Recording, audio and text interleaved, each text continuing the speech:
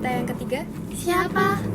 Kayaknya aku inget deh, kalau nggak salah namanya Baharudin Yusuf Habibie nggak sih? Nah, benar. Oh, yang pernah bikin pesawat itu ya? Nah ya, dia juga kuliah di luar negeri nggak sih? Keren banget, kok kalian tahu?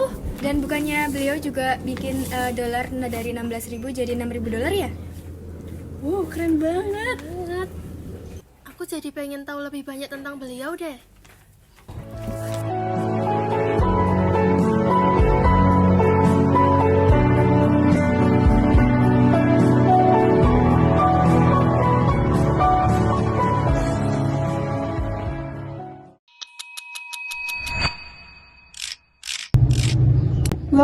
Mei 1998, sebuah tanggal yang tidak hanya tercatat dalam sejarah, tetapi juga menjadi titik balik bagi bangsa Indonesia. Pada saat itu, negeri ini melantik presiden ketiga, seorang tokoh visioner yang namanya akan selalu dikenang, Baharudin Yusuf Habibie.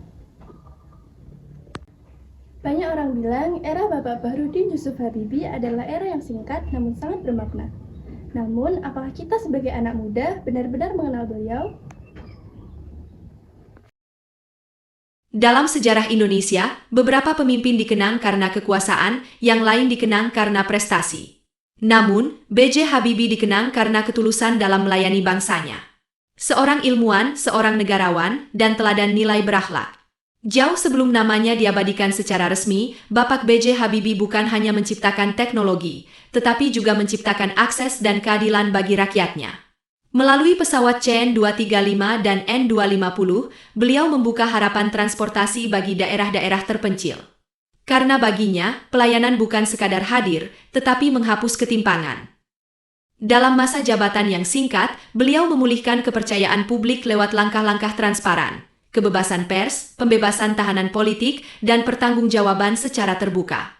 Beliau menunjukkan bahwa pemimpin yang baik tidak takut dinilai, justru mendorong akuntabilitas. B.J. Habibie adalah simbol kompetensi sejati. Beliau menyelesaikan pendidikan doktor teknik penerbangan di Jerman dengan predikat summa cum laude. Beliau juga menjadi tokoh penting di balik lahirnya pesawat terbang buatan Indonesia. Sebagai presiden, beliau mendorong pengembangan riset dan teknologi tinggi di tanah air.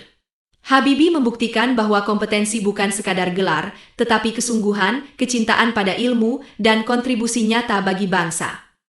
Ditunjuk menjadi presiden pada masa transisi politik 1998, ketika kepercayaan publik sedang goyah, beliau memilih membuka dialog dan menjaga keharmonisan dengan cara mengajak, bukan memaksa. Beliau bisa saja sukses besar di luar negeri, namun cintanya kepada Indonesia membawanya pulang. Beliau rela meninggalkan kenyamanan pribadi demi pengabdian tanpa batas kepada negeri. Itulah salah satu wujud nyata loyalitas Presiden ketiga Republik Indonesia. Bapak B.J. Habibie tahu bahwa dunia berubah. Beliau tak hanya bicara soal teknologi, tetapi juga mempersiapkan Indonesia menghadapi era demokrasi dan digitalisasi. Beliau tidak bekerja sendiri.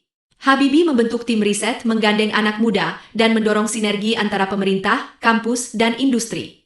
Karena baginya, masa depan bangsa dibangun bersama, bukan sendiri.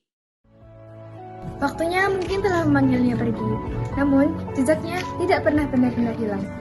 Baharudin Yusuf Habibie mengajarkan kita satu hal, bahwa cinta, ilmu, dan pengabdian adalah warisan sejati. Ia telah terbagi, dan kini giliran kita yang melanjutkan perjalanan itu.